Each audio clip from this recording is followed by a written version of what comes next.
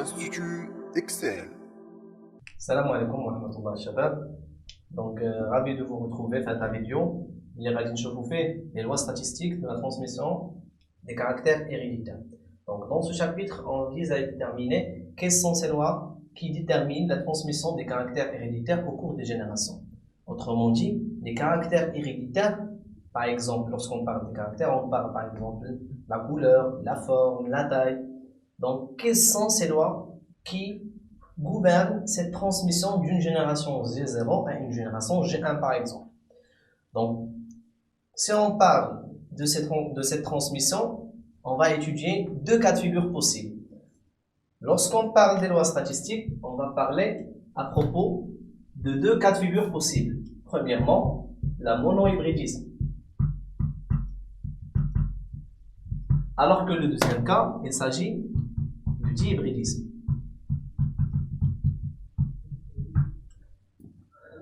Monohybridisme signifie tout simplement qu'il s'agit de l'étude d'un seul caractère héréditaire. L'étude d'un seul caractère.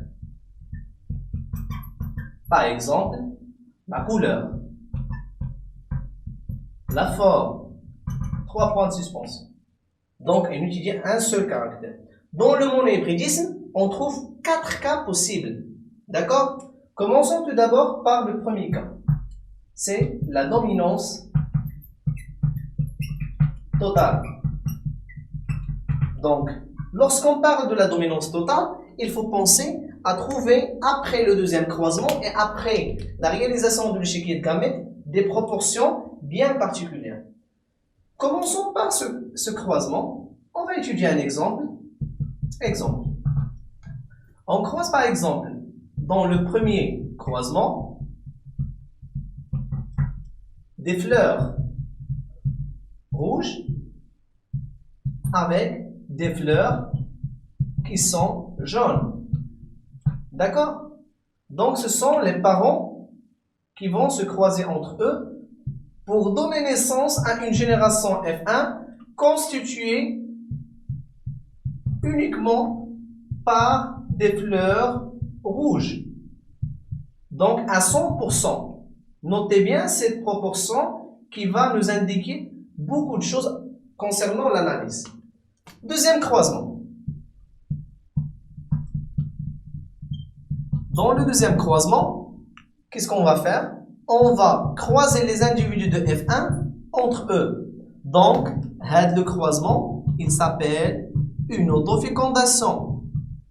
Donc, les individus qu'on a obtenus dans la génération F1, on les croise dans le deuxième croisement, c'est ce qu'on appelle une autofécondation. Et quels sont les résultats obtenus? Sont les suivants. 75% des fleurs rouges et 25% des fleurs qui sont jaunes. C'est le type d'exercice que vous allez trouver et que vous allez affronter, peu importe, dans le cours, dans les examens ou plutôt dans l'examen national, ce qui nous intéresse de plus. Donc, comment on va résoudre le problème et cette situation? Tout d'abord, il faut savoir que les différents types de questions que vous allez trouver, ils sont généralement deux types, l'analyse et l'interprétation. Donc, il faut analyser les croisements et l'analyse sont 3 tirets à noter et l'interprétation chromosomique change d'un cas à l'autre. Et puisqu'on parle de la dominance totale, donc il s'agit d'une interprétation chromosomique bien particulière. Alors que l'analyse, ça peut être dans le deuxième cas, le deuxième, troisième cas et le quatrième cas. Ça ne change pas, uniquement quelques petites modifications qui se manifestent. Donc, on va faire l'analyse. Donc, comment on peut analyser les résultats obtenus dans les deux croisements? Dans l'analyse, nous avons 3 tirets à faire. Il faut commencer toujours lors de l'analyse par quel type de hybridisme on étudie. Puisqu'on étudie la transmission d'un seul caractère héréditaire qui est la couleur des fleurs, donc il s'agit d'un monohybridisme. Donc qu'est-ce qu'on fait? Il s'agit d'un monohybridisme car on étudie la transmission d'un seul caractère. D'accord? D'un seul caractère. Et qui est le caractère étudié ici? C'est la couleur. On le met entre parenthèses. Deuxièmement, après, est-ce qu'il s'agit d'un monohybridisme ou d'hybridisme? On dit, est-ce que la loi de Mendel est vérifiée ou non? Mais tout d'abord, il faut savoir qu'est-ce que c'est que la loi de Mendel. La loi de Mendel, qu'est-ce qu'elle dit? Lorsqu'on croise deux individus, d'accord, différents par un caractère héréditaire, on obtient une génération qui est homogène. Ça veut dire quoi homogène? C'est pour cette raison, j'ai dit tout à l'heure qu'il faut souligner sur 100%. Une génération homogène, il y a la génération, tous les individus qui forment la génération, ils sont rouges. Malkinach, 50% rouge ou 50% jaune, non. Il y a 100% des fleurs rouges. Hadi signifie qu'il s'agit d'une génération homogène. Donc, qu'est-ce qu'il y a la première loi de Mendel? Lorsqu'on croise deux individus différents par un seul caractère, on obtient une génération homogène. Il y a 100% d'un seul caractère qui est dominant. Parce que le caractère fleur rouge est dominant, alors que les fleurs jaunes sont récessifs. Les dominants, les individus qui sont les générations. Alors, les mébanuches qui sont récessifs. D'accord? Donc, fleur rouge, c'est un caractère dominant, alors que les fleurs jaunes sont récessifs. On est d'accord là-dessus. Donc, qu'est-ce qu'on dit? L'obtention, on dit le deuxième tiré, l'obtention d'une génération F1, d'accord? Homogène, cela signifie que la loi de Mendel est vérifiée. Donc, les parents qui sont croisés sont de race pure. Donc, les parents sont de race pure. D'accord?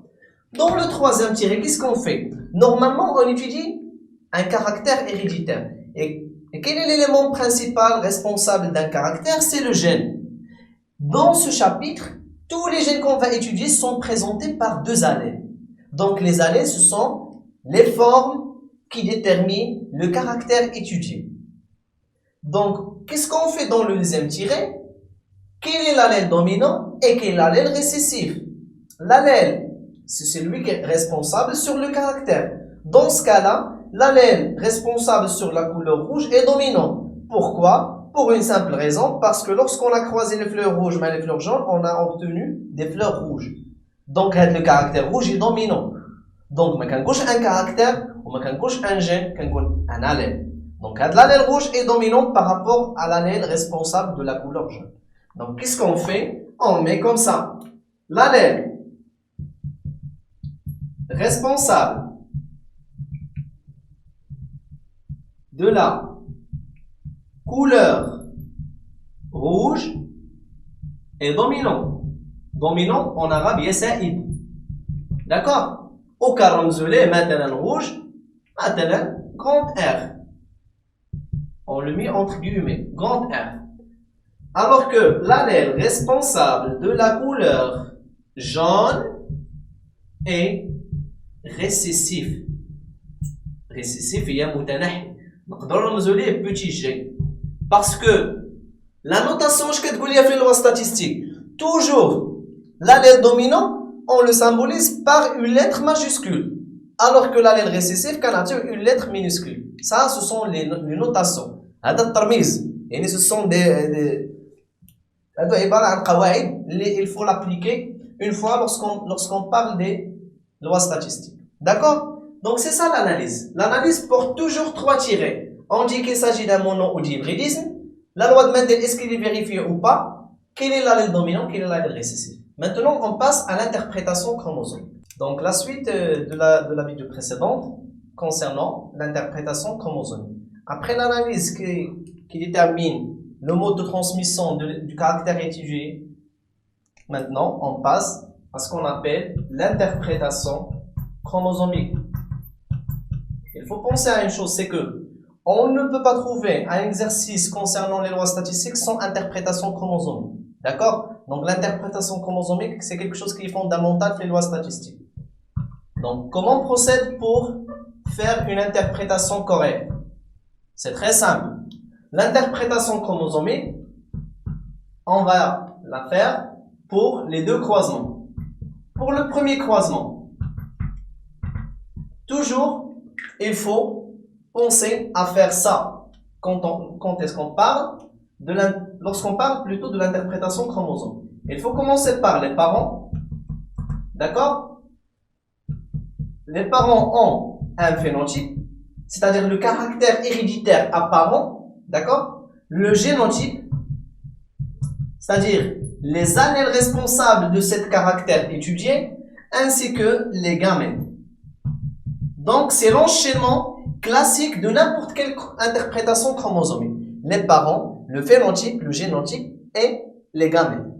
Les parents qu'on a croisés le premier croisement, ce sont des fleurs rouges, fleurs jaunes. Donc, on l'écrit ici, fleurs rouges, d'accord, avec des fleurs qui sont jaunes. Les fleurs rouges, elles sont dominantes. D'accord? Donc, le phénotype, toujours, on le met. La première lettre, ou là, les lettres qu'il nous a donné l'exercice. Donc, dans cet exercice, on va étudier des symboles. On va plutôt utiliser des symboles qu'on a fait tout seul. Rouge.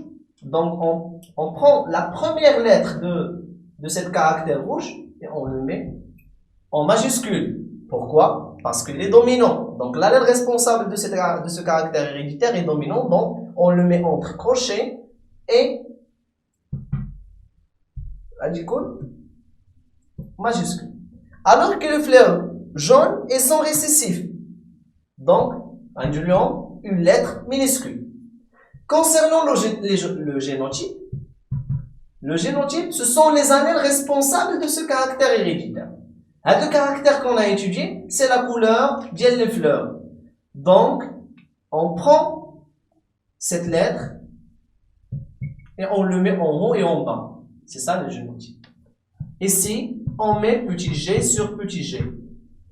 Après le génotype, il y a un phénomène qui se manifeste pour la formation des gamètes, c'est la méiose. D'accord?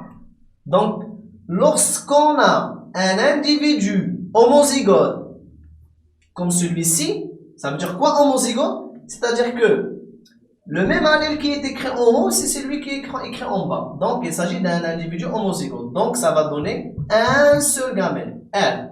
Et ici, ça va donner un seul gamète, c'est G. Donc, après la formation des gamètes par la méiose, les gamètes pour donner un autre individu, un nouveau individu plutôt, donc, il faut qu'il y ait la fécondation aura lieu. D'accord? Donc, on aura les deux allèles avec R en haut et G en bas. Pourquoi? Pour une simple raison, parce que l'allèle grand R est dominant. Et le phénotype de cette génération, c'est R. Mais on va dire petit g parce qu'il est récessif, mais l'allèle dominant qui est R. Ça, c'est la première génération, 100% rouge, c'est la génération F1. Ensuite, on passe au deuxième croisement. Le deuxième croisement, tout simplement, il s'agit d'une autofécondation. L'autofécondation, c'est clair? L'autofécondation, on a pu féconder les individus de F1 entre eux. Croisés en binato. Khajuna des fleurs rouges, les fleurs rouges, croisés entre eux. Les parents, ce sont F1 fois F1. Alors que le phénotype de F1, c'est R. Comme on a vu tout à l'heure. Donc, R fois R. Donc, les fleurs rouges croisées avec les fleurs rouges. Le génotype de F1, c'est R sur G. C'est ça. C'est ce que vous avez déjà noté. Alors que le deuxième tawa, c'est R sur G. Ça, c'est un individu qui est hétérozygote. Hétérozygote.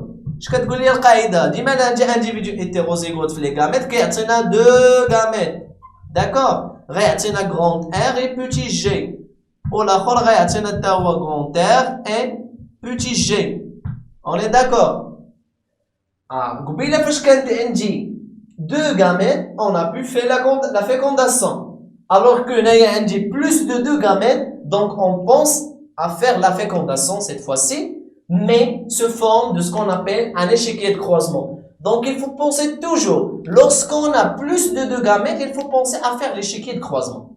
On est d'accord là-dessus. Donc, l'échiquier de croisement, ça va être sous la forme suivante.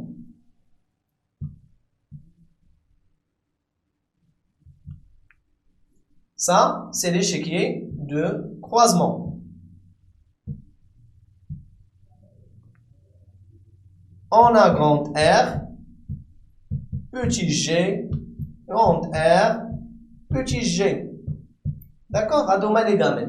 Et on fait croiser grand R avec grand R. Ça va donner grand R sur grand R. Donc, c'est grand R. Grand R avec petit g. Quand je le prends là, je dois le tenir sur grand R sur petit g. Ça donne grand R. D'accord? Grand R fois petit g, c'est grand R sur petit g. On le phénotype pour grand R. Grand R, petit g ma petit g, ça donne petit g sur petit g, avec un phénotype petit g. Donc, après l'échiquier de croisement, on vise à déterminer les proportions qu'on a pu extraire à partir de cet échiquier de croisement. On a 2 phénotypes possibles, soit grand R, soit petit g. Le l'échiquier de croisement. On a combien de grand R? On a 1, 2, 3. 3 parmi 4 possibles, donc 3 quarts. En proportion, c'est 75%. Alors que petit g ne constitue que 1 quart, qui est 25%. Et après, donc, on fait comparer à des proportions obtenues par rapport aux proportions qu'il nous a donné l'exercice. 75% rouge, et 25% jaune, Donc, qu'est-ce qu'on dit? On dit que les résultats théoriques sont conformes aux résultats expérimentaux. Donc, ديما بغيت تعرف راسك واش داكشي عندك مقاد راه l'interprétation chromosomique كتقارن les résultats اللي هما خرجوا لك مع les résultats اللي عندك.